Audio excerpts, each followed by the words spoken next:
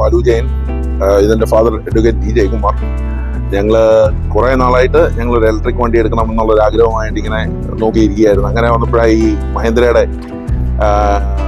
V6-ഉം XCV9-ഉം ഇറങ്ങുന്നത് അറിയുന്നത്. അപ്പോൾ അതിനെപ്പറ്റി കുറേ റിസർച്ച് നടത്തി, കുറേ വീഡിയോസ് കണ്ടു, കാര്യങ്ങളെല്ലാം കണ്ടു. പിന്നെ വണ്ടിയുടെ ലുക്സ്, വണ്ടിയുടെ പെർഫോമൻസ് ഞാൻ ടെസ്റ്റ് ഡ്രൈവ് എടുത്ത് കഴിഞ്ഞപ്പോൾ എനിക്ക് വളരെയധികം ഇഷ്ടപ്പെട്ടു. എൻ്റെ ഫാദറിനും വളരെയധികം ഇഷ്ടപ്പെട്ടു. അതെ, അപ്പോൾ അങ്ങനെ ഞങ്ങള് പെട്ടെന്ന് അങ്ങ് ബുക്ക് ചെയ്യുകയായിരുന്നു. പിന്നെ SS ഈ പറയുന്ന മാതിരി സ്ലീബ സാറും സിബിയും ഒക്കെ ഞങ്ങളുടെ വളരെ ബന്ധപ്പെട്ട ഞങ്ങളുടെ ക്ലയൻറ്റും കാര്യങ്ങളും ഒക്കെയാണ്. അപ്പോൾ ഞങ്ങൾക്ക് അങ്ങനെയുമുള്ള ഒരു പേഴ്സണൽ റിലേഷൻഷിപ്പ് അതിൻ്റെ തൊട്ടായിരുന്നു. അതൊക്കെ ഞങ്ങൾക്ക് സ്പീഡപ്പ് ചെയ്ത് ഞങ്ങൾക്ക് കാര്യങ്ങൾ തരാനും ഞങ്ങൾക്ക് വണ്ടിയുടെ ഡെലിവറിയും കാര്യങ്ങളും ഒക്കെ ടൈമിൽ തരാനൊക്കെ അത് വളരെയധികം സഹായപ്പെടുത്തിയിട്ടുണ്ട്.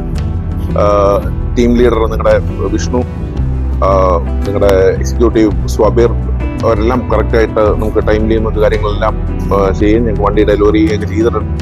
എന്തായാലും നോക്കട്ടെ, മുന്നോട്ടുള്ള ഞങ്ങൾ പോസിറ്റീവായിട്ട് തന്നെ കാണുന്നു.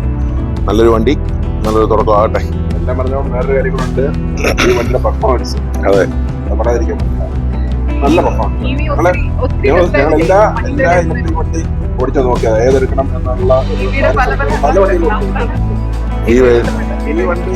ഈ വണ്ടി കണ്ടൊക്കെ തുടങ്ങിയ അതിൽ നിന്ന് ഇറങ്ങുന്നത് വരെ മാറിയിട്ടുണ്ട്.